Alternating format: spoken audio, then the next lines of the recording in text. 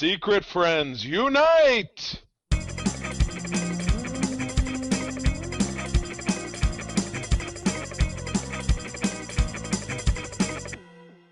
Welcome to the Secret Friends Unite podcast, episode 341. This is your guide to the geek side, and I'm one of your hosts, Todd Oxtra, joined by Charlie Carden, home again. I think there was a movie about that with a couple of dogs who found, and cats who got back to home.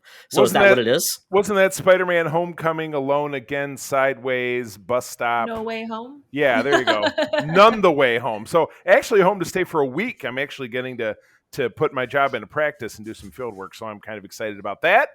But after that, I'll be back on the road to Wisconsin. So just like Mel Gibson, the Road Warrior. I will say no. I haven't had to chop any heads yet, but you know what?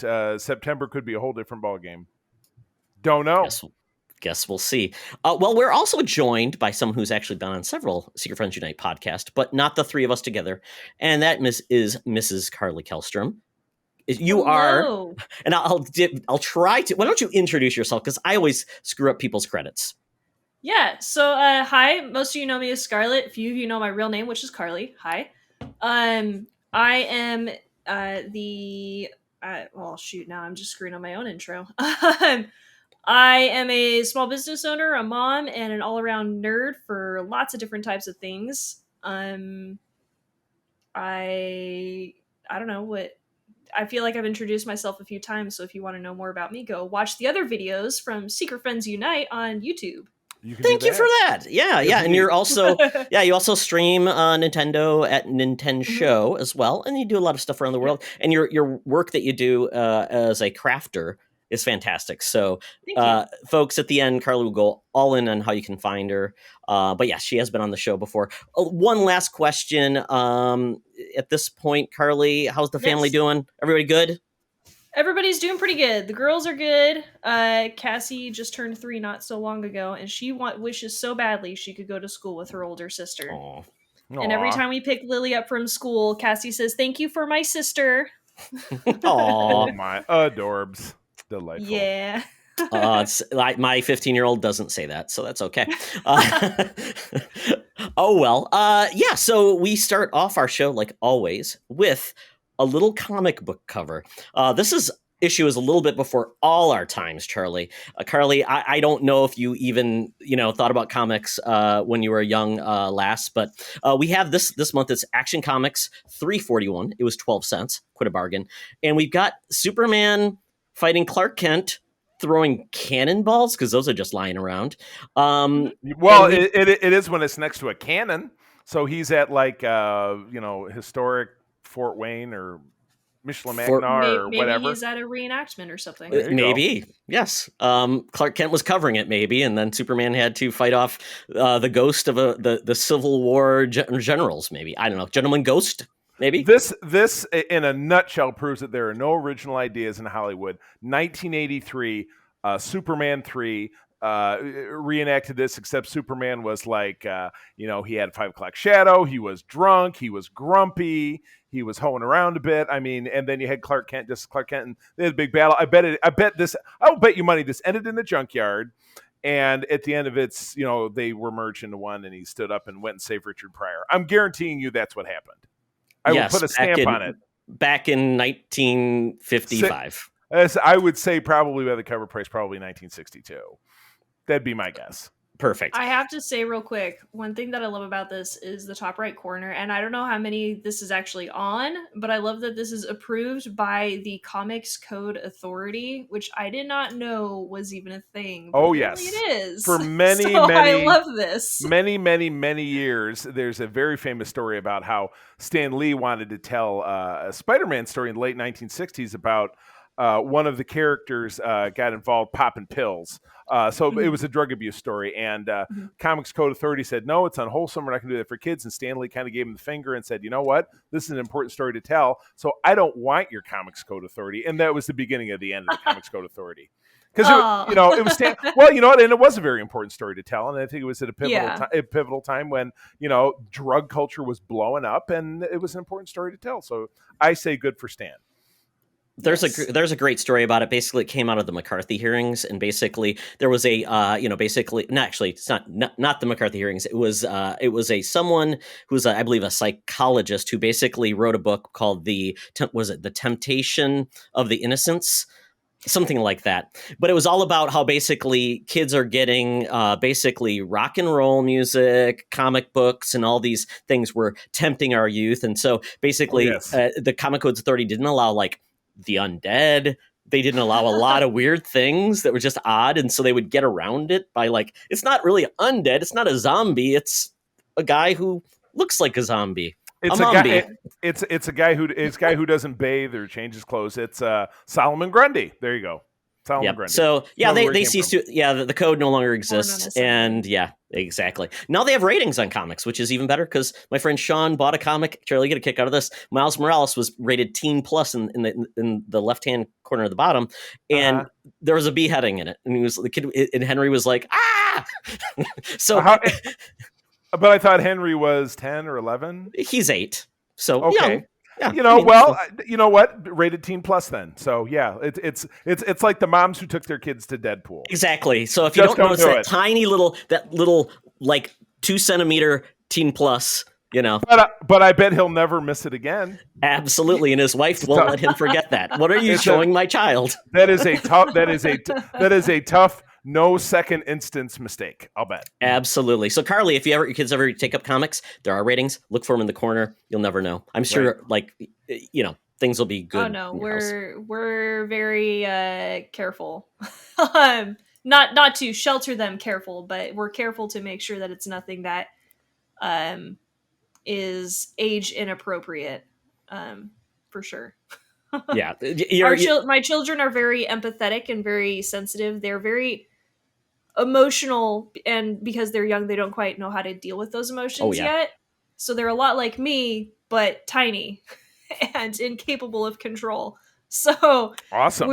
I'm very careful with what I show them because if it's going to make me have feelings, I guarantee you it's going to make them have even stronger feelings. So. Gotcha. It's like me watching Gremlins when I was 9 years old, and that movie scared the poo out of me. And other kids were probably like, "Why did it scare you, Todd?" I don't know, but it did. Oh well. You know what? We're not going to scare anybody in this podcast. Well, excellent. Unless you're scared of really ancient women who insist upon the geriatric set, yes, exactly, who insist upon forcing themselves on the show and giving us shady news articles, and that's our gal pal, our senior news correspondent. So, without further delay, Madam Webb, take it away. Now it's time for Madam Webb's rumors and news. Take it away, boys. Thank you, Madam Webb. Oh, Madam Webb, it's your time to shine. Unfortunately, with the holiday spooky season coming up, people may mistake you for a scarecrow and put you in their cornfield. So be careful for people grabbing you. That's all that they're trying to do. Right. She'll do her Diana Ross.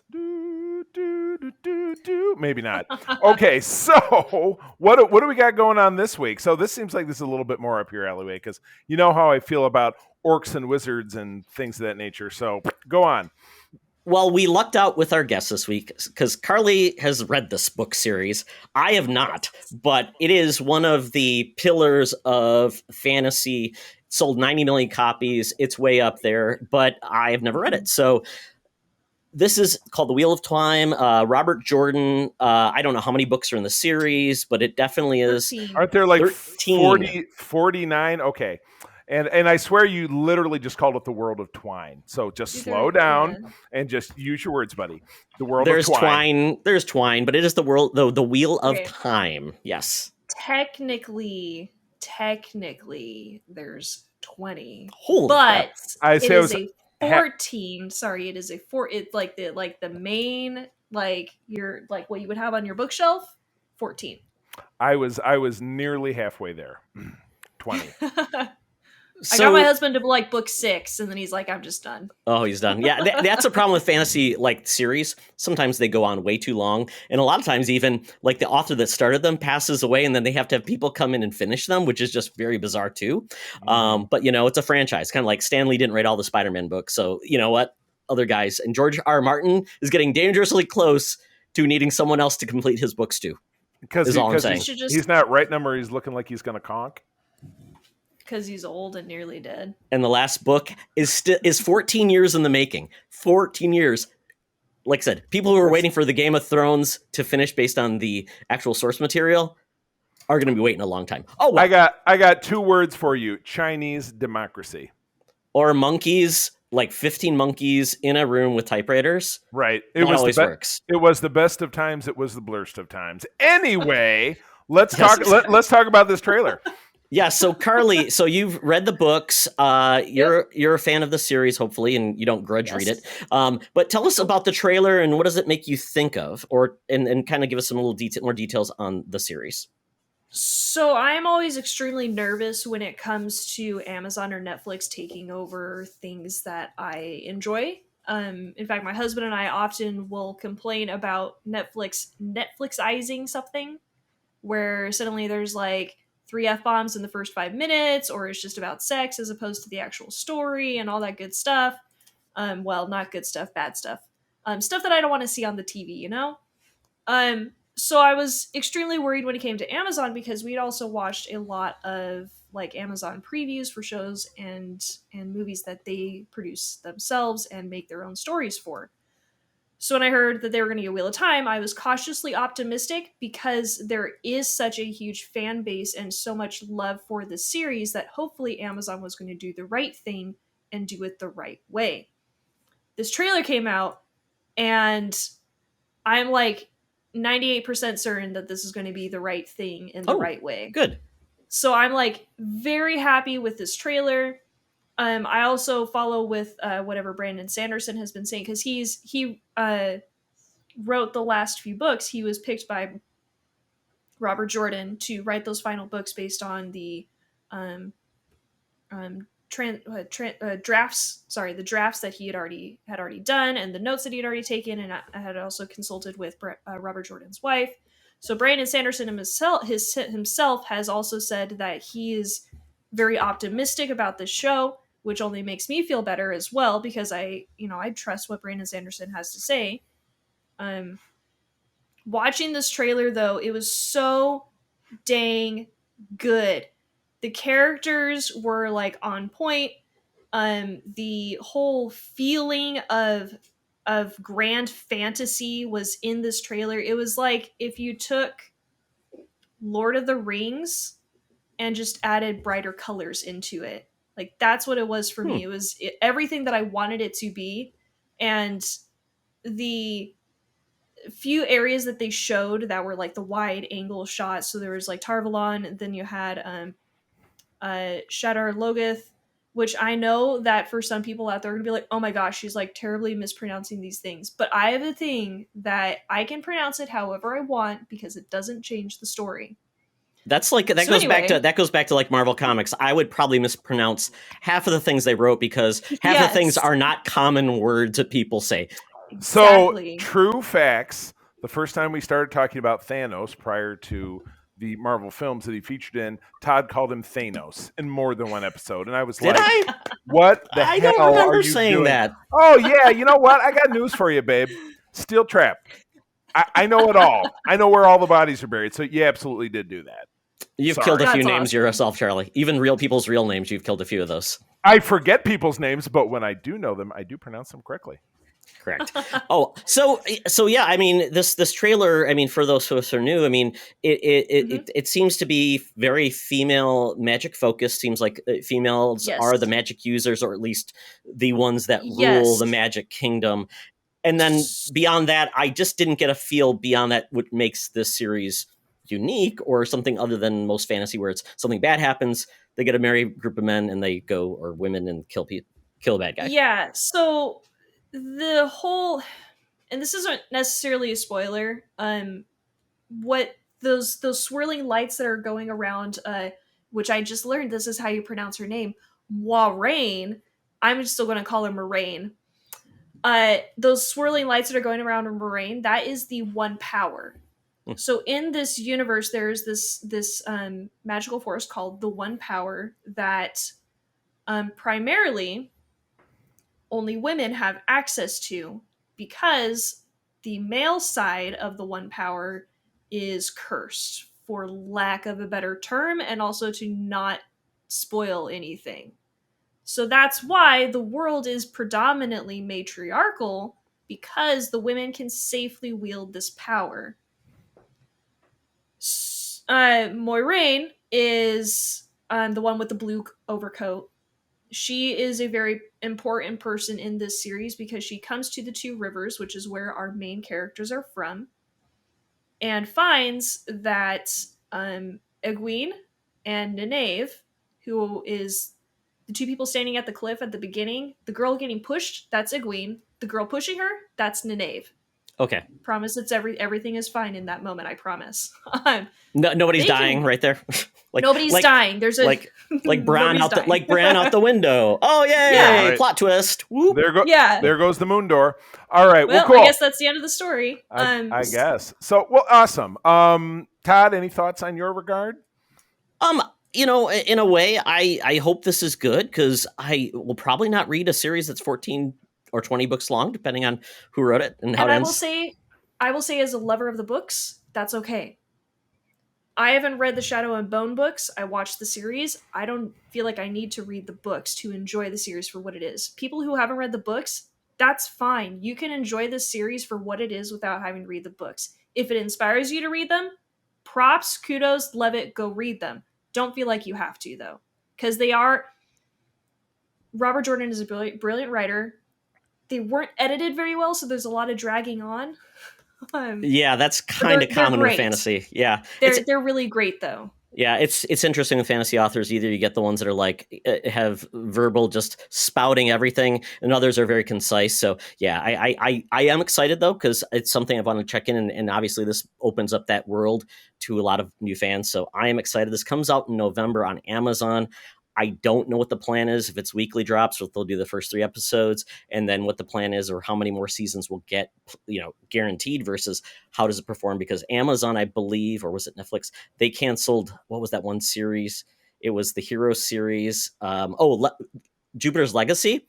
First season came out, canceled. So I'm like, crap. So that was the Swamp Thing, wasn't that the same deal with that over there? Oh yeah, Swamp Thing too. Yeah. So you never know what we're gonna get, but I mean, I'm excited, and hopefully it does well, and we'll check it out in November. And Carly, definitely would love to hear your thoughts on it. Let us know what you think. So excellent. Good deal. Cool. All right. Well, moves along, Todd. You grab this one, and I'll grab the next one. Yeah, so HBO Max is getting another adaptation of a Vertigo comic, and I believe this was even I think it may be based off a book series he did as well. It's called The Dead Boy Detectives, and Neil Gaiman, he's just like a modern god of both comics and fantasy. And Good Omens came out, that was adapted, I believe, on Amazon, really well done. And we have the Sandman show coming out also, that was from him, and now this is his 3rd offering, which is pretty cool. So he's involved in this, and it basically follows a pair of deceased boys named Charles Rowland and Edwin Payne, who forego a ticket to the afterlife in order to remain on Earth, solving mysteries via supernatural means. Think Constantine meets the Hardy Boys. Or Supernatural, right? Because aren't they brothers? Yeah.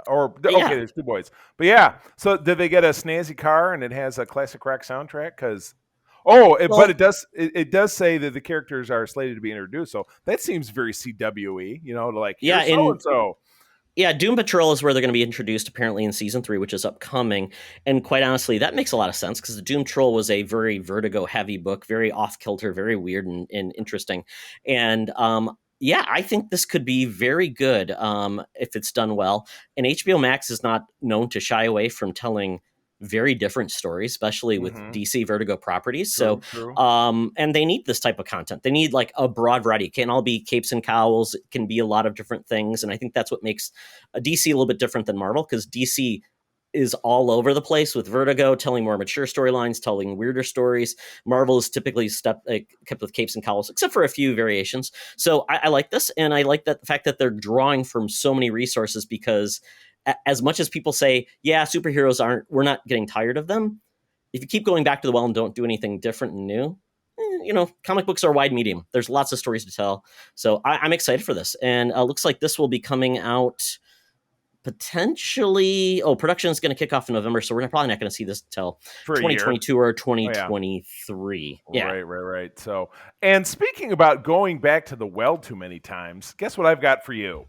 Marvel, and again, this was one of these. I've been in Wisconsin. I don't really follow the geek news during the day, but I saw this tease like, Marvel's got a big announcement that's going to drop Wednesday during the day at 10 o'clock or whatever it is, and it was a stream of new comic miniseries that we're going to see into the end of this year, and then, so basically over a 3-month period starting in December. And Todd, you very much know where I stand on these big blowout miniseries events. I've been burned too many times, but this looks like it's going to again, and I feel like they're wrapping it back again because there was a World War Kang maybe 3 or 4 years ago. So this is kind of feels like it's capitalizing on what we saw in Loki and the Kang character and him being so classic, but some of that's going to run through Daredevil, Avengers. It was what was that Avengers blood in the 90s? It was the last Avengers or Avengers Forever. It was Avengers, wasn't it? Wasn't it this Avengers Forever? Well, Avengers Forever was basically a Kang story, which was right. Yeah, and then they're doing it again. But we're seeing that. So obviously, this is I would imagine some kind of reimagining of that. We've got a pair of titles from Wolverine. She-Hulk, who is an Avenger, is getting a tag. We have the Reckoning War. I don't even want to touch that one. And then Moon Girl, who I love. Moon Girl, Double Dinosaur. The Fantastic Four, Charlie. That's a Fantastic Four story. I am squinting, and now I am seeing that. Yes, it's very, very small.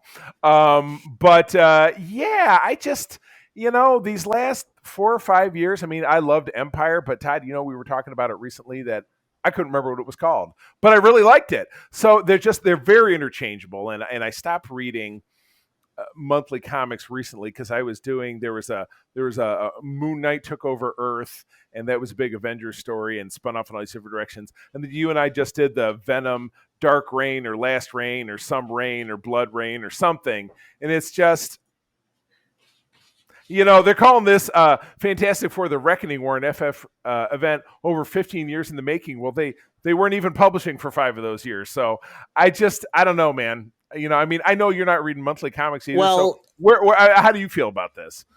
Well, I like these things because, quite honestly, Charlie, reading a book for the whole storyline, I kind of get tired of that. One character, one thing. I like to see the elements of Marvel brought together, and I think they do events fairly good. But yes, I don't want to see a 25-part series.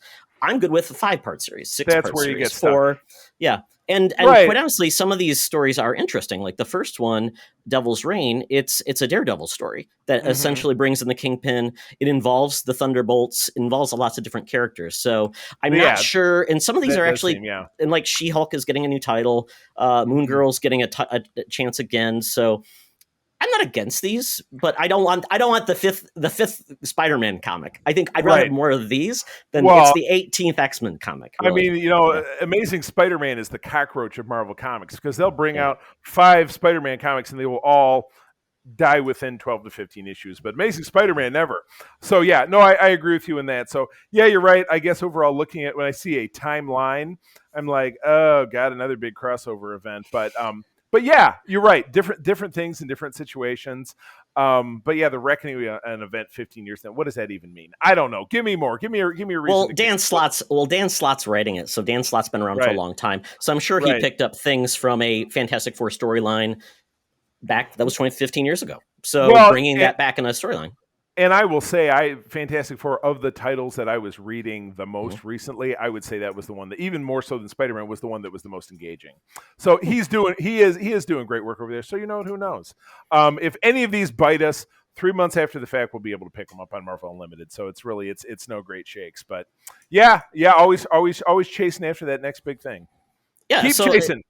Marvel. So Carly, comics, I don't know if they're in your wheelhouse at all, but when it comes to other media and things like that, where they have events and like these big tentpole things, are you a fan of those, or do you just like your standard stories? Or do you like where it's Endgame? You had to watch 85 things and there's 86 parts to finally get there. Yes. So it's not that I don't like comics. I never got into them. Mostly just because they weren't really prevalent like in my childhood. They were obviously around, but it wasn't really something that we had in our house. I love comics, and I love that it actually gets my kids to read sometimes. because they like the pictures. It's the gateway to reading. Yes, and I'm okay with that. In fact, I'm debating on buying a manga set for my kid right now. Aw. So I'm totally there for it, and I'm totally there for events. I never did them, never went to them, never really experienced them. I'd love to go. Like, I do free comic book day when I actually, remember that it happened, because like this year apparently it changed days and I didn't know, and I commiserated that to you on Twitter. So I mean, I love all different formats of experiencing other worlds, and comics is just another way of doing that. And if this is how somebody enjoys it, then enjoy it and love it, and I love you for it. I think the best part about this is with events is if you are not reading a specific character or something like that, and you read one of these events and it brings in a character and you're like, that character's kind of cool, I want to read their comic. I think that's the most coolest thing you can get. Kind of like in Secret Wars, Charlie, or any other comic events, you have those characters that just pop or reach out to you, or like, I like the design, or I like what happened there, I want to read more. So I think they are the gateway to getting people into other storylines, which I think is why they do these events, quite honestly. It's not because they want to make more money, but it's also to introduce them to other characters and get them to buy more comics. Yeah, so it's exposure. Money. Yeah, definitely. Money. All right, well, that's about it for the news. We're keeping it tight because the main event beckons. But, getting in the Uber, we have to make a stop, pay homage to the gods of the Geek Easy over there in, you heard me say it, the Geek Easy. So let's make that happen. Let's go. Talk nerdy to me. Talk nerdy to me. We're sitting in the Geek Easy. Cover band is playing. Drinks are poured, and we are ready to get our nerd on this week. Carly, I just watched this episode. You watched What If? Are you all caught up? Mm-hmm. Indeed, we are. So what's your overall take on the full What If so far? We've had 4 episodes. Charlie, you're caught up. I assume you watch it like 3 o'clock in the morning on Thursday when it drops, or Wednesday? 2 o'clock in the morning. 2 o'clock. What are you talking about? Yeah, early riser. So we've had 4 episodes, 4 definitely distinctly stories with different outcomes. What's your episodes? Oh, good. So what's your take with What If? Yeah, so I think my favorite one so far is still T'Challa's, because what I loved so much about it was that even though he was in a totally alien setting, literally, his goodness, as opposed to affecting the world, affected the universe. And, that was just the coolest thing for me, because I adore Black Panther. I adore that whole movement and everything that it meant for so many people. And to have this character from this, also a little bit of tears in my eyes because of Chadwick Boseman's voice. Like, that was one of the last things he did. That was really touching and very sweet. But going to the latest episode, that was utter madness, and it was perfect. And I'm using madness very specifically because of the whole multiverse of madness that is totally coming. And what was cool too is that we got some continuity in here that people weren't fully expecting, that has now made What If a TV show that people should probably actually watch. Some people may be thinking, I don't need to watch this, this is just kind of side stories. But if we know Marvel, which we do, this is something that people actually need to start watching, because we have seen the Watcher become more present in these shows. In the last one, which was the third one, was the one with all of the Avengers being taken down in their recruitment. Yep, the murder mystery. Yep. So yeah, that whole murder mystery, and we actually see the Watcher in the background, as was it Fury? Somebody was driving to Thor's Hammer's crash site. We see him in the background, which was super cool. Yeah. To now in the 4th episode, he's interacting. And maybe this was because the Watcher was like, this world is going to end, so me interacting isn't going to change anything. Kind of like the whole Nexus event from Loki. If you go to the end of that world, it doesn't really matter because nothing's going to change. Everything's going to end anyway. So maybe the Watcher was like, it's okay. But the words that he said specifically to Strange Supreme was, I'm not a god. If I could change it, I would, but I cannot. And like, it was like, oh wow, like I'm feeling kind of like stuck in my chest right now. Like, this is crazy. And then that universe is destroyed. Well, sort of, because it's actually condensed into its crystalline ball that has now trapped Strange Supreme in it, which, by the way, from the I think it's either trailers or opening sequence or something, we actually see Peggy Carter as Captain Britain interacting with Strange Supreme. So we know there's even more crossover there. So this whole thing is kind of crazy. And I love what if stories, and now Marvel has made them into an actual TV show. So I love it. Yeah, I think I've heard rumors that we are going to get some long-term impacts out of the show, which I love. I like it. Totally. It's fantastic. It's like what the CW done with Infinite Earths. You know, we've got different Earths where things can happen. We've got these different storylines. I like this. I don't know how many more episodes we're getting. Are we getting 6, 7, 8? I thought it was 8. I actually checked this out, but keep talking. I'll figure it out. Yeah. So, I mean, and I like this. And the fact is, we're getting more time with Doctor Strange. Quite honestly, we have not seen much of him. Not a lot of screen time, except for, you know, he was in Endgame and the different movies. And we're not getting a TV series with him. So we're not going to see him again until, you know, well, we are seeing him in Spider-Man because we saw that. But I mean, once again, I think they have a roadmap of why they do things, and to get Doctor Strange in front of us again before he's with Spider-Man and then before his next movie makes a lot of sense. And it also builds a lot of empathy, where I think with Doctor Strange, I liked it a lot, but I don't know if it connected with everybody. So maybe this is another opportunity to us to actually get to know the man behind the cape. And I thought about naming this episode. Well, it was Cape Fight, it was also extremely unique. I will probably change my mind so 85 times to a was- title as we go along. So there you go. But yeah, I'm glad. I'm hoping we're getting more. Yeah, no, it says nine episodes, Ooh, and they've already nice. got season 2 slated on here. So, well, cool. All right, what else we got? So Carly, Charlie, you just watched Dune. We are getting a Dune movie. And then, and then we also have, Carly, you're talking about, you're going to talk a little bit about Foundation, which is coming up on Apple Plus. I mean, we're getting into like really geeky sci-fi very soon. It's because society has finally accepted us into their world. That's right. I suppose so. All right.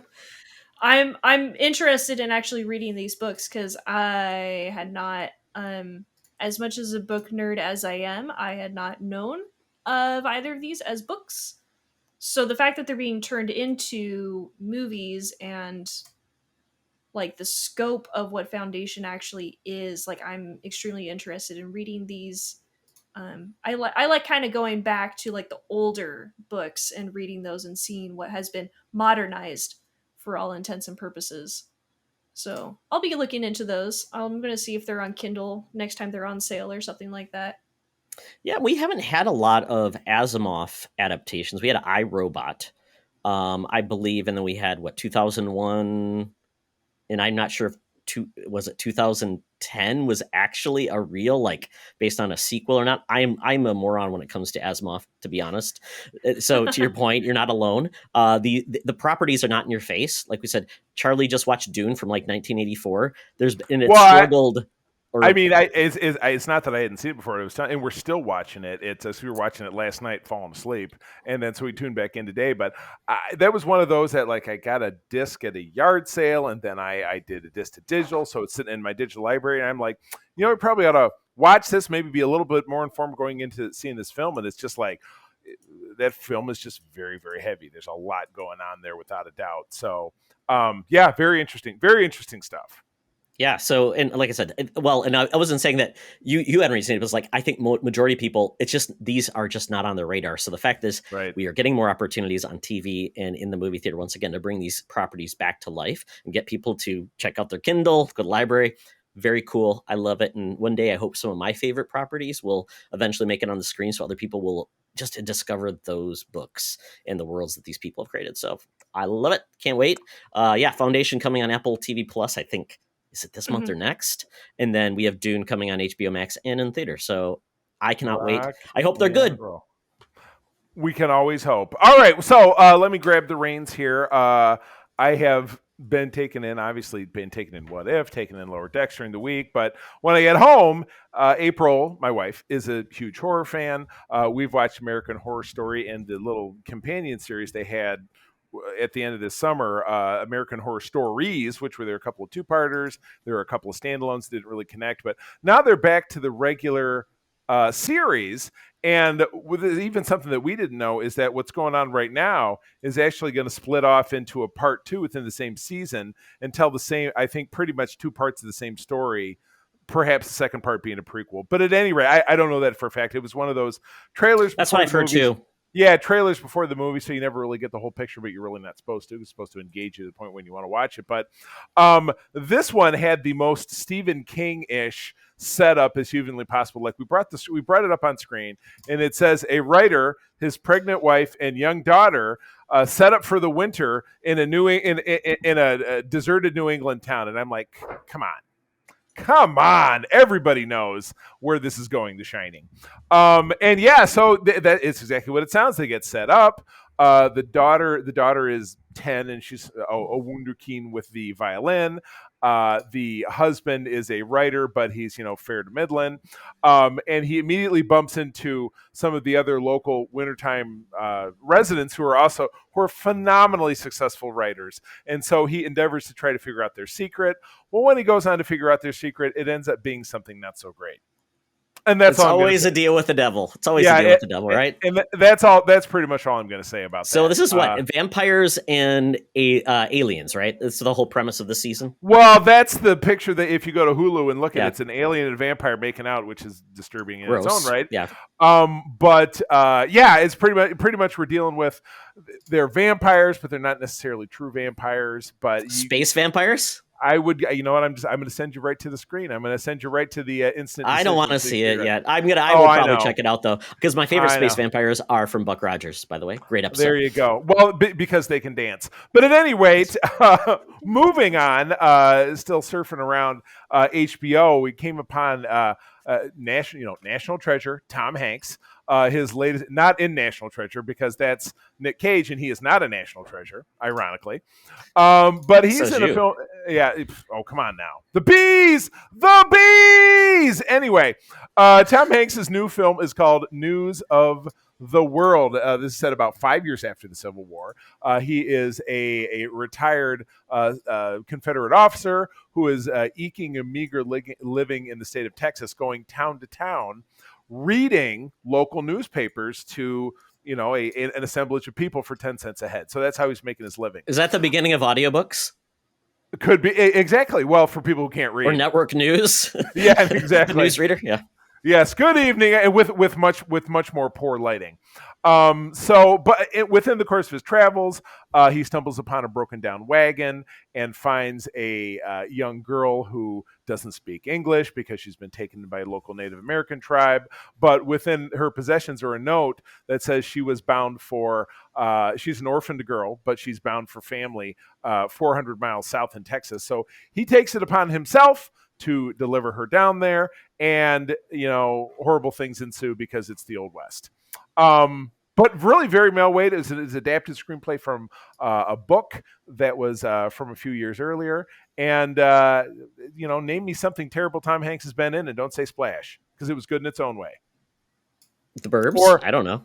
What was that movie where it was with the two rap guys, not Dirty Rotten Scoundrels, or The Devil Made Me Do It? He did that one movie where he was like a Southern preacher and there was two rap dudes in it. I don't remember that one. That one was not good. But yeah, I would recommend it. Again, HBO Max. Everybody in the world has HBO Max these days, so I recommend checking it out. Very, very good. Tom Hanks rarely disappoints unless it's The Burbs. And that was actually, I went to the movie theater. That was in the movie theater attendant had their favorite movie, and it said The Burbs. I'm like, you've got to be the only person. But yeah, it is. I don't know anybody else who doesn't like that movie but you. Everybody else enjoys it. Sorry. Ooh, yeah, sorry. If you like it, great. Tell me on Twitter, and we'll tell you how to do that at the end of the show. Hate tweet at me, please. I would love it, especially about the Burbs. We get a burb off. It's pretty much what he's used to at this point, folks. So it's absolutely he's learned to love it. All right, what do you got? Well, something that I won't hate on. And Charlie, this is coming back full circle. When we had Christian Spicer on our show, at that time, he announced his Kickstarter for the Consequences comic. It has now been delivered to my house. Wow. And it is available now. I don't know what his plan is for this comic, whether it will be available digitally, widely. It's self-published by himself, so he doesn't have like a publisher to get it out there. So that becomes a next stage. But it is it's one of those prestige, like hard, like paperboard covers, so it's thicker, but it is 22 pages. And this story by Christian Spicer and Eduardo Mello it's basically his things he's always wanted to do. He wanted to write a comic, so he made it happen. A very successful Kickstarter, and it tells a story about this woman who it opens up with her basically fighting for her life in a very James Bond Born Identity type scene where she's in basically a winter forest, maybe in Massachusetts. Who knows? Maybe that's where it happens. We don't know. But there's mountains, and there's not many mountains in Massachusetts, so I'll take that back. So it's not Massachusetts. Maybe it's Colorado. But they're basically, it's like James Bond. They're in snowmobiles, and she's being chased by these attackers. They're shooting at her. Eventually, she falls off the snowmobile, and some really cool Born Identity spy, like, combat, very, very lethal combat, by the way, happens. It's very cool, very well illustrated, really cool, beautiful production values for an independent book. I've seen really bad independent books that are just horribly illustrated, bad inking, all those things, bad coloration. This was awesome. But are you going to sit here and say that this dude delivered it to your house and he was on our show and that his work sucked? I mean, come on now. No. I mean, I would be truthful to say this looks subpar, looks amateurish. It doesn't. The story it's only one issue of something. I don't know if there's going to be a second one, but it does have a flashback to kind of like how she potentially got there, but we don't truly know. So it's kind of a murder mystery, and I don't know where it's going. But considering what it delivered in some of the scenes, very well done. So I'm Awesome. not even sure. And I don't even know if people can pick this up outside of the Kickstarter. So I'm not even selling it. It's just, I thought it was kind of a cool book, and it's cool to see people that we like make cool stuff and get some attention for it. So when my home movie comes out with Attack of the Vampire Robots, I hope people are as excited about that. The robot lizards. That's where I want us. That's Yeah. really what that's where all of this is headed for me. The robot lizards roaming the wastelands. That's what I want to say.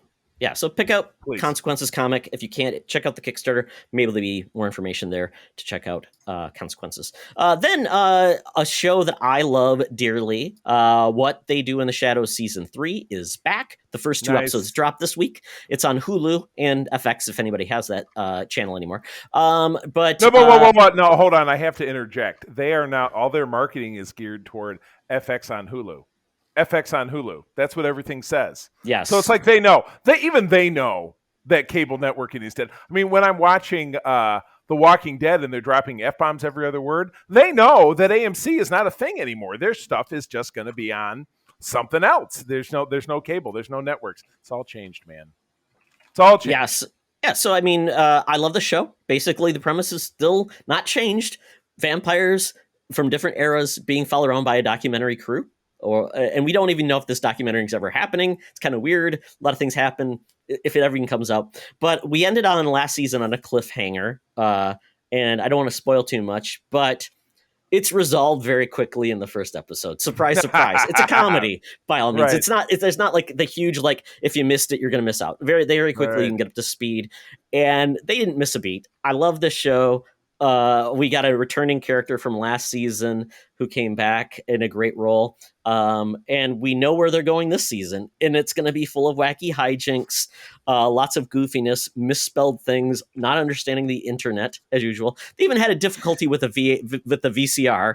And they said, because someone gave them a VCR tape, and then they said, can you spell that? VCR. Oh, VAKR. Is that what it is? It's just wacky hijinks. Taika Waititi makes a return in this, so he is in it. I just love the show, and I like I said, they dropped 2 episodes. I'm really excited to watch the second one, but it's out. And if you haven't watched the first 2 seasons, definitely check it out. I mean, it's well worth watching, and it's just a hoot. And you don't have to watch the movie, but because none of the characters are the same, but it's still good too. Excellent. Very good. Well, all right. Well, I think that wraps us up. Spit in the can, chuck it in a spittoon, leave them a couple of coins. I left a restaurant yesterday where I saw someone left a tip in change, which I think is very, Rude. very poor form. Well, unless you have a huge coin jar, you just say, "Here's the coin jar." I was unless the server was so turned off, they took the cash and left the coins. But regardless, we're out of here. We're going to head it on down the road. We're going to catch a bus and a train, maybe a plane, maybe then another bus to get to the mutants over at the Thunderdome to talk about Shang Chi and the Ten Rings. Let's go. Welcome to another edition of Thunderdome! Thank you, Tina. We're sitting in Thunderdome where the mutants have been gathered for a topic or game to be entertained. And this week we've got Shang Chi, the Legend of the Ten Rings. Now this is... Let's see, it hasn't been that long since we got a Marvel movie, because we got a Marvel movie with Black Widow. So the drought has obviously ended, and we have lots of MCU TV shows. Right. Yeah, so there's content, but it's not like, it's not Captain America, Thor, Iron Man. They're now having to go. What's crazy about that is that all of those heroes you described were Marvel's C-level heroes that became Marvel's A-level heroes, and now Marvel's, G-level heroes are now their B-level heroes. So... Alphabet in motion. That's what you can call this episode. Alphabet in motion. That rolls off the tongue. We haven't had a lot of standalone origin movies in a while. We've had a lot of sequels. I think Captain Marvel was the last origin movie we got, and that was back in 2019. Say that one more time. Captain Marvel. Right. Captain Marvel was 2019. Yes, correct. Yeah. Okay. Correct. It's been a while, and we don't get as many origin movies in the MCU anymore because so many other characters are introduced in the crossover. So this is a kind of a throwback to where almost all the Marvel movies were origin movies. So this feels a little bit different. This movie, I believe, was delayed a couple times, as most movies are these days. Directed by Destin Daniel Cretton, writers Dave Callahan and Andrew Lanham, starring Simu Liu, Awkwafina, Tony Leung, Menger Zhang, Fala Chen, Michelle Yao, Hua Yun, and Florian Montenot. I would say the main actors. I seriously thought you said that the writer was Steve Dave, and I'm like, isn't that a Kevin Smith? The two guys in the comic shop, it is. Who became the comic shop guys, Walt Flanagan and the other dude with the big beard. Yeah, anyway. So yes, written by Steve Dave. I love it. Absolutely. So yeah, this is this is the first Asian-led superhero film we've had, so it's kind of a first. And this came out over the Labor Day weekend. And we are hearing now that it is going to break Labor Day weekend records, which is funny because I looked and I'm like, not many Labor Day movies are actually launched that weekend, because the highest grossing one before then, I think, was Halloween at 35 million. This movie will easily outpace that with close to maybe 80 million. So this is a big deal. That's awesome. Yeah. And a lot of unknowns in this movie. A lot of faces people just don't know. So it's not exactly like a headliner like Scarlett Johansson or something like that. So a lot of new things. And this, like I said, it's an origin film about Shang Chi, who basically is living on his own. We find out, though, that there's more to him, and he's essentially the son of who we thought we knew as the Mandarin, but actually has many, many different names. So that is basically, and it's about him going back to his past, exploring his origins, and we have basically a interesting story. This movie is long. It's like 2.5 hours long, which I was surprised. Right. Yeah, me too. Yeah, 2:12. I know, because we were watching. We did a doubleheader yesterday, and our second movie was Respect, which was the Aretha Franklin biopic, which was great. I should have mentioned it. Whoops. But that was at this movie ended at 1:20, and Aretha started at 1:25. So I was like, but still got through the stinger and all the good stuff. But yeah, I didn't really necessarily think that 2 hour and 12 minute that it really dragged. It seems like they did a lot with it.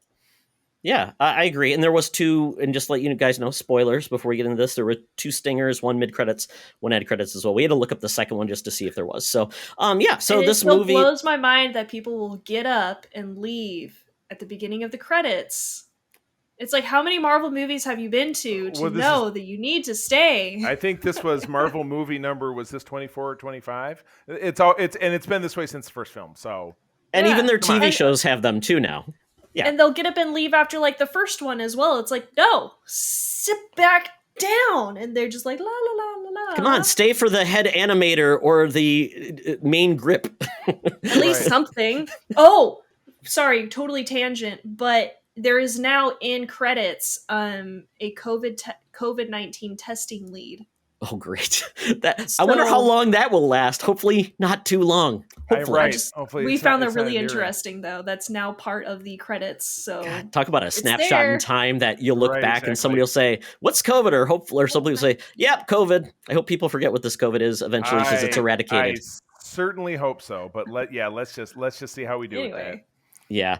So this movie, like I said, it sounds like it's going to perform well, and this is connecting the MCU. So, we talked about spoilers, but we'll general thoughts on the movie. So Carly, that's why I reached out to you. Thank you for joining us on last minute notice. But you said, Yeah, I saw it absolutely. and I want to see it again. So that Yes. sounds pretty positive. yes. I like to rewatch, reread, re-experience things because I like to pick out like the things that I missed the first time. But when I say I want to rewatch a movie like that soon, that's how much I enjoyed it. We also have AMC stubs or something like that, so we Mhm. pay Oh, yeah. like $20 a month and we get to see like 3 movies a week of Yep, any yep. format. So Yep, we we're have trying to that. get our money's worth. We have that too with our local theater, and we soak it up. We enjoy it. I don't, Fantastic. and it sucks. We just got it. We just got it because we knew we were going to see Shang Chi, so we're like, well, we might as well, right? Now the movies are coming back. Anywho, wanting to see this movie again like so quick is like kind of rare for me. I think I've only done that like twice in the past with previous Marvel movies because the other ones I'm just kind of like, I can wait. Like, I'm okay with waiting. I think we saw Endgame twice, and there was another one that we saw twice as well. It might have been Captain America and the Winter Soldier. Just because those were phenomenal. Anywho, this movie was amazing. It was such a beautiful homage to 2 different types of classic kung fu, Asian culture, the Chinese culture especially, that we had a lot of Jackie Chan type stuff, so quite a few of those like hand-to-hand scenes using the stuff around him to like fight back against his enemies.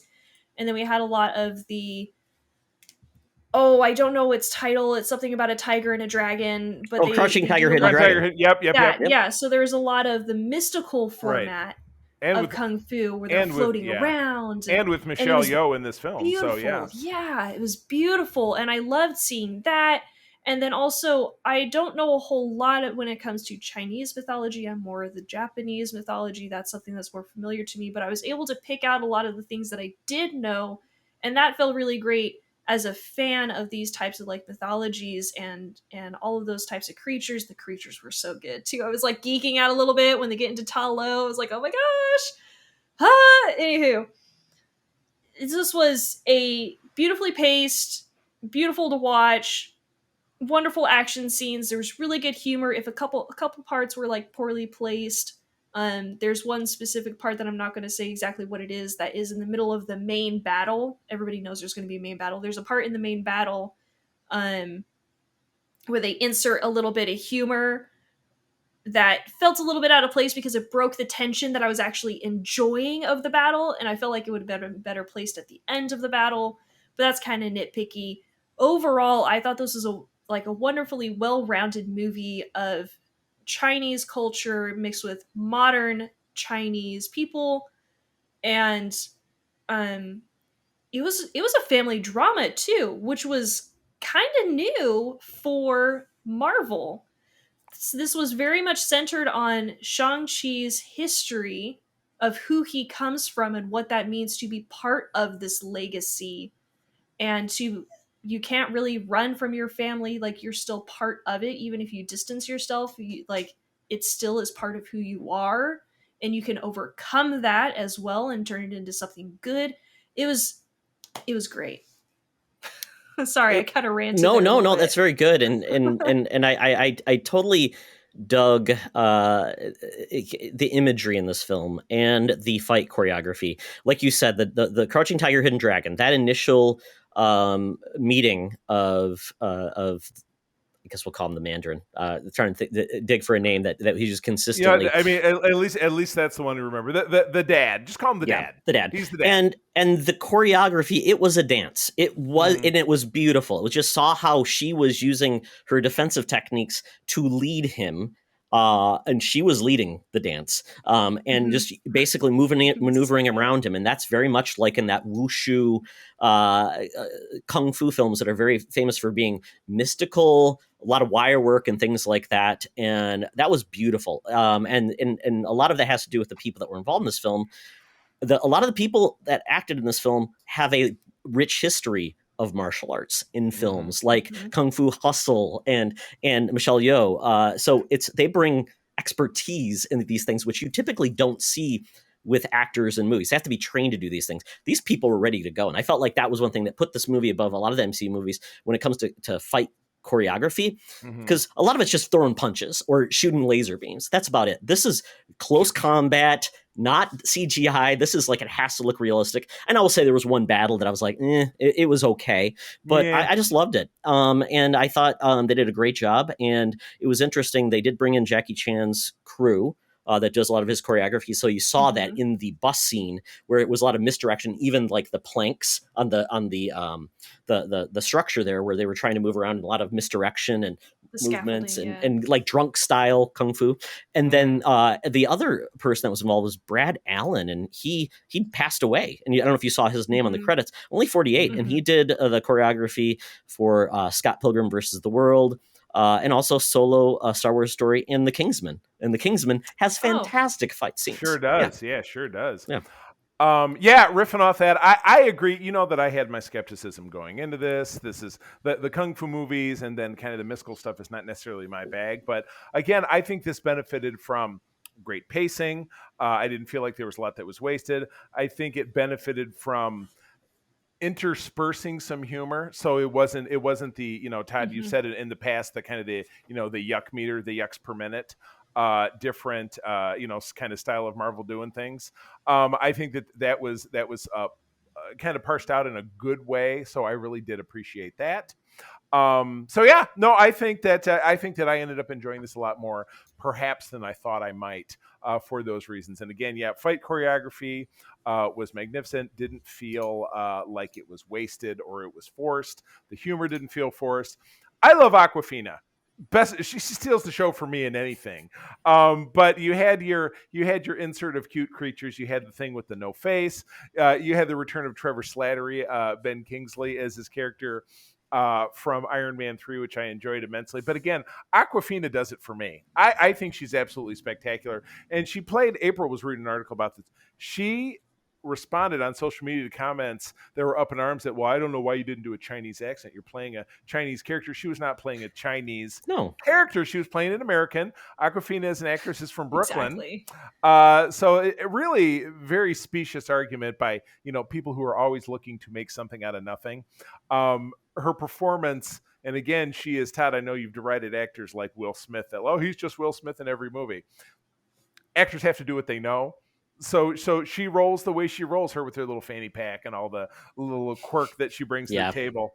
And she's funny how she's, going on this I always like to try stuff, and I'm never really great at stuff, and I quit before I get really good at something. And then she really throws herself into the bow and arrow, and she becomes fantastic. And I think, again, that added in that layer of movie magic that was really pretty enjoyable. So I ended up liking this a lot better than I thought I might. And they also, they brought Wong in. They also gave us the Abomination, who is a very heritage villain that we've not seen since 2008. Updated his look a little bit. Yeah, exactly. It looked a little weird. Yeah. Yeah, well, which is, if you think about it, did they get the face of the actor again? I don't know if they did, because you could kind of see a human face in there, and I don't know if it was the same actor. Tim Roth. Tim Roth, and he voiced it, so I believe. But if you think about it, the Hulk's face mutated too because it went through an Yeah. actor change. But if you think about it, the Hulk is radioactive and stuff, and it'd be likely that he would change. So the Abomination's kind of the same thing. So that part of it, my suspension of disbelief covers that, or we're kind of all set with that. But I like that was cool, and it was played briefly, and then it kind of went away. I never really figured out why Wong was there with the Abomination, and then he just put him back in a cell. But it was like, again, it was played for laughs. You don't really have to think about it so much, so I just kind of let it go. Yeah. So I have a couple theories about that. One is it's maybe a form of rehabilitation, kind of like, hey, we get that you need to like duke it out every once in a while, so we're going to sign you up for these pit fights. Wong is your chauffeur. You go into your fight, cool yourself down, you come back. It's a little bit of a rehabilitation type thing. Second theory is, and this ties into what is her name? Valentina. Valentina. Julie she's Louis-Dreyfus, collecting. She's collecting her group that are the more government-based Avengers. So she's getting Yelena from Black Widow. She's got U.S. Agent, and then the thought is maybe she's going to come and also invite Abomination to be part of that, as kind of like the opposite of what Hulk is. Yeah. But obviously that second end was it the second or the first? I think it was the second end credit scene. Second end, yeah. Hulk doesn't exist anymore. Yeah, I was really struggling with that, but we can certainly touch upon that in the cons because that. Wait, so I missed something. So who doesn't exist anymore? Hulk. Because that was Banner at the end. And we know from Endgame, he merged himself with Hulk. Right. So that it is now Banner in control with Hulk's body. Hulk's identity... But you saw he had his arm in a sling, so it's post-Endgame. So I'm guessing something happened in the meantime. Yeah. I think the sling is because, that's his cost for doing a snap. But... I mean, that was Banner. That was not Hulk. Well, Banner. Right. And, also, maybe you didn't know this. I'll just cover my con right now. Is that Carol Danvers, one of her other cosmic powers is uncontrolled hair growth, because she had her long hair. She had her Mohawk Karen mom cut happening in Endgame, and now her hair is even longer than it was in 1995. So she doesn't age, but she can, she's got the hair club for cosmic women.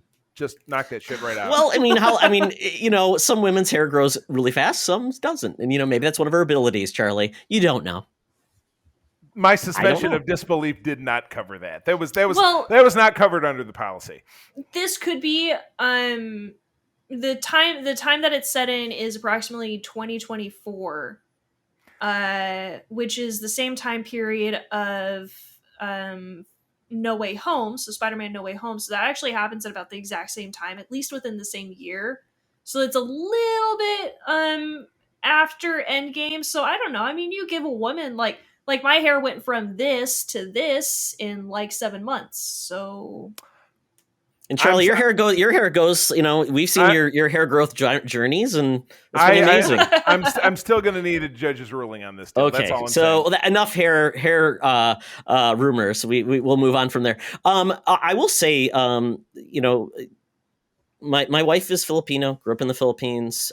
She's here.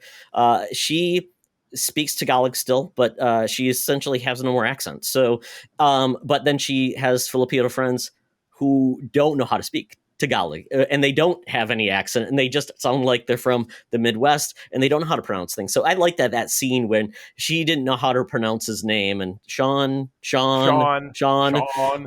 it was a nice little thing that people like, and even my wife, if she doesn't speak anybody who speaks Tagalog, and after a while she loses it. It just becomes one of those things. So I kind of like those, and it was interesting, that fine line when you do anything about culture with people, to be respectful, but also not leave it in the past, but also make sure it's modern and not dated, and there's no stereotypes. I got the check from my wife and my son just to say, hey, what'd you guys think? And they loved it. And they're also martial arts. They're Taekwondo black belts, and they loved it. It made them excited to see this on basically on the screen in a different type of style of fighting we haven't seen in the MCU. So they were excited about it. They loved it. Might go see it again, which is a bizarre thing. The last time my son wanted to see a movie again was Black Panther. So yeah, so it's high praise from them, and yeah, so. So let's get into this then. So I know we're positive, but let's go through the pros really quick. I think we hit most of the pros, but Carly, is there anything else you want to like touch on, at least from the positive end, that we haven't touched on? So I just say, to kind of recap, great choreography. It was a great homage to Chinese culture. I liked that it was bright and colorful and mystical, but not in a corny kind of way. The actors were phenomenal. That was great. Like, a lot of them I didn't know. I did know Aquafina. I've known her for a couple of things, and she actually voices the dragon in Raya. Yeah. So that was kind of neat. So that she's been part of two big things like that. And it had good humor, if a little poorly placed. So I mean, I'd give it a 9, to be honest. Ooh. Wow, 9 out of 10. Heavy. Well, we're just going to jump right to the end there. So, Todd, all right, you wrap it up and give us your verdict then. Well, I mean, just really quick on my pros. I thought this was a very good Marvel origin film. It had a lot of the stumbles that a lot of origin films do, which my son was like, "Dad, they killed us with flashbacks." I'm like, "Yeah, I understand that. It's a storytelling device that it allows you to go back and experience the past in a way that's convenient." And I prefer flashbacks to another pre-origin film, like our prequels. So it is a difficult balance, and there is a lot of heavy lifting in this movie because they have established all the characters, a lot of the mythology. This was the mystical. I will say Marvel's in many different areas now of just genre. So, we've got the supernatural with Doctor Strange. We've got, I don't know if you call them gods with the Thor, call it that way, the mythical. Then you have, space with the Guardians and that type of thing. So we're hitting a lot of those. So this is the mythical lens, or mystical, as you would say, with mythology and things like that in regards to human culture in our mythology. And I like that. And the Asian or the Chinese tigers, or I guess tigers at the point. Or lions. I guess they're lions. Lions. Yeah. So cool to see those come to life. So I think they did a great job balancing those, especially at first. This filmmaker has not made a lot of films, to be honest, and a lot of these actors have not been lead actors. So all of these things I think came together very well. And very pleased by the movie. So I will say, though, I mean, I don't know, you guys have cons, because I do want to hit on a couple of cons I had. Yeah, go for it. Yeah, humor was a little misplaced a couple of times. I guess I'll just say it since we're going full spoiler here. Trevor playing dead was hilarious. Don't get me wrong, that was flipping hilarious. And then Morris coming over like, "Whoa, I'm so sad that he's like, play dead too." That should have come at the end of the battle, because I was enjoying the tenseness of that epic battle. So yeah, just minor humor displacement, and while I enjoy flashbacks, I would have liked some of them maybe put together, because I was like, stop telling me the important stuff like 20 minutes later, when it should have been part of the one that was 20 minutes before. Right. But that's just my impatience, I think. Like, I want it all now. Like, just literally download the movie into my brain so I know the whole thing. So maybe just a bit of impatience on my part. Yeah, that's about it. Okay. I could probably come up with more after I see it again, but probably not. I think the seams are, in the second viewing, always the seams kind of are easier to note versus just you're all taking it in. For myself, the flashbacks were probably a little too much, and yes, they were like interspersed versus being one cohesive. I understand the way they did it. It just doesn't sound like it, like for my son and yourself, it worked as well as it could have. So that's something in the future, if they choose to use that, or any other movies that choose to use flashbacks, it's never exact and it could always be tweaked. But yeah, I totally get that. Mine, it's just a problem with a lot of superhero films. It's that we've got to have a big CGI battle at the end, and in this one. Did we? But we didn't get a big blue sky hole. We just got we got a rocked off, craggy scale wall, not a big blue sky hole, because that's DC stock and trade. They've got the big blue sky hole. I don't know. I think the Avengers kicked that one off, right? kicked it off. I'm not sure, but it Yes. was certainly in use.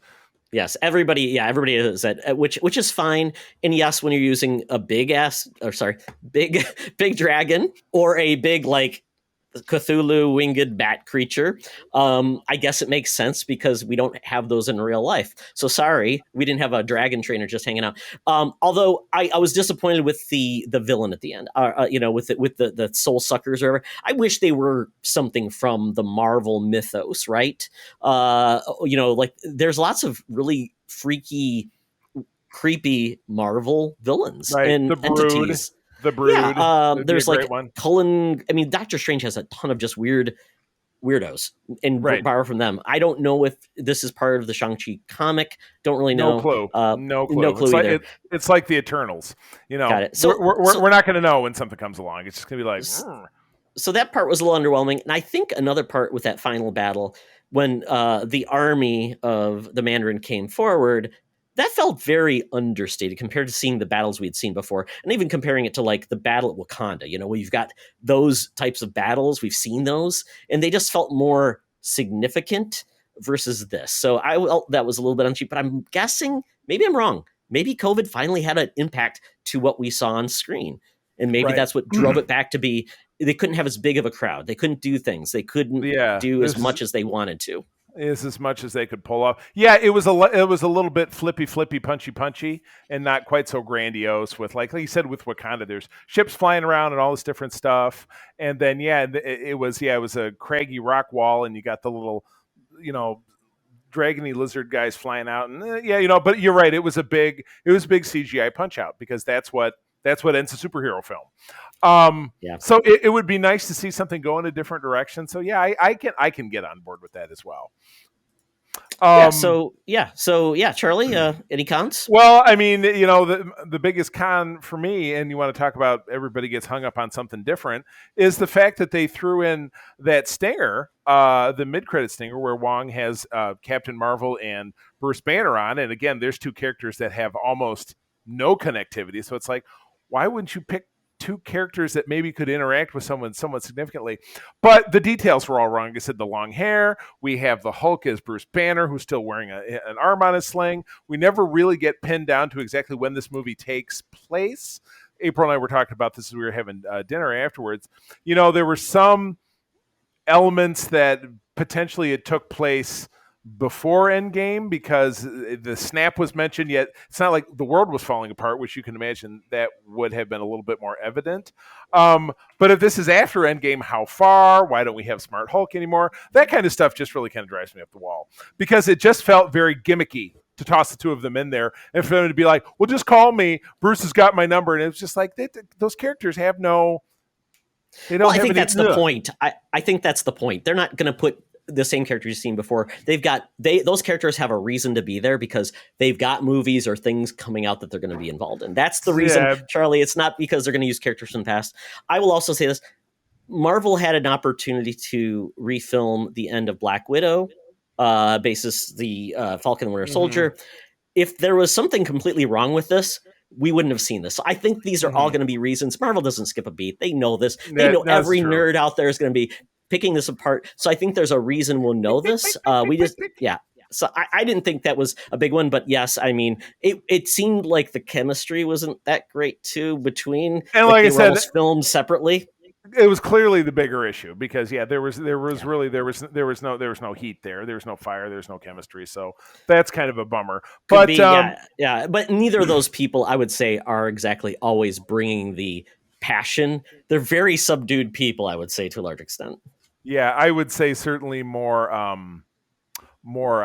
Brie Larson than Ruffalo. I'm not a huge fan of her. She doesn't really do it for me as an actress. So who is to say? Who is to say? But so Carly, you gave us your 9 out of 10 rings. See what I did there? I like yes! Put that one Finally, one Synergy. that pays off. Finally, one that pays off. Okay, Charlie, give us your score out of 10 rings. This was a good 7. You can't go a half ring. It's got to be an even measure. So this is a good 7 rings for me. Maybe 8. I like 8. All right. I will give it 8.25 rings, which would be like maybe a nose ring. Maybe a nose ring. Nope. Nose ring. A little ring.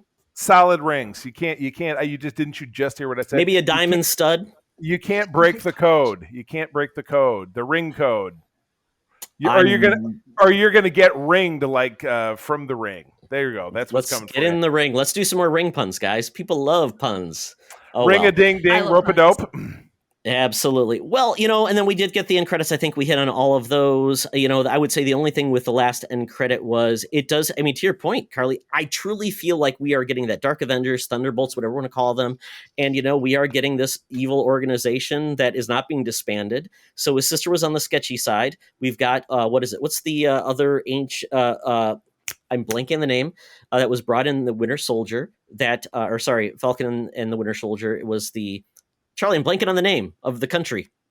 It's in Sokovia? Mandapore. Madripoor. That's where I figured it very much the same. There is a flag that seems similar to the flag of Madripoor in the background of the fight. Like you said, they don't skip a beat. Yeah, so I think this is just building into. We're seeing the villains or the dark side of the MCU finally kind of building up to something, which we didn't get that in the past. We've just always been, maybe except for Thanos. But this is what we're getting. So I think these were interesting takes, and we know that we are getting a sequel or a series because they said they'll return. So I'm excited to see where this goes. And next movie though we get is Eternals. And to everyone there, I think that is the biggest mystery to see if they can pull off a series that nobody knows anything about. Well, I was looking for some dice on the game shelf behind me, and I can't find any. But if I had them, I'd be rolling them for you. Yeah, we're all just coming for Kumail Nanjiani's guns and abs, I think is the main draw at this point. Yeah, and the Game of Thrones reunion, essentially. Right. Yes, welcome to the gun show. All right. Yeah. That's a wrap on that.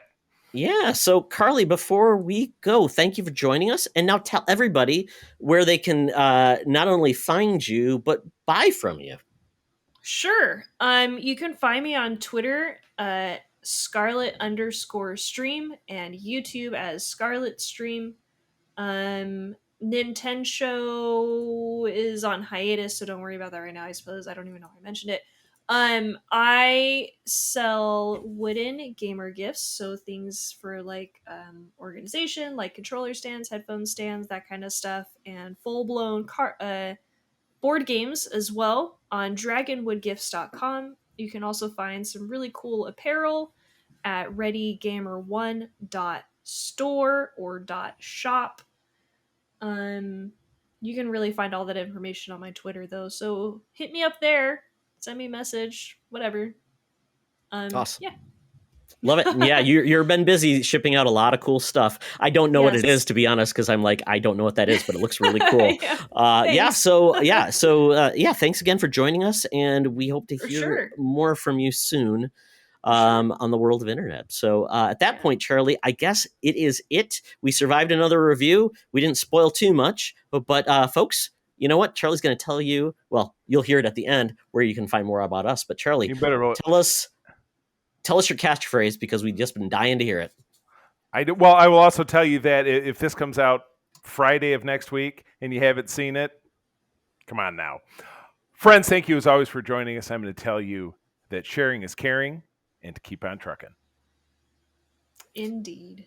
Be the hero, not the villain. In a truck. He's named after an orange. This podcast is part of the Secret Friends Unite podcasting network. Visit secretfriendsunite.com for more great shows, articles, news, reviews, and more. Secret Friends Unite podcasts are available on Apple, Google, Spotify, and other podcast services around the world. If you'd like to be part of the conversation, you can join us on Facebook or our new Discord server, or follow @SecretFriendsU on Twitter. Please subscribe to Secret Friends Unite on YouTube and visit our merch store at tpublic.com. Just search Secret Friends Unite.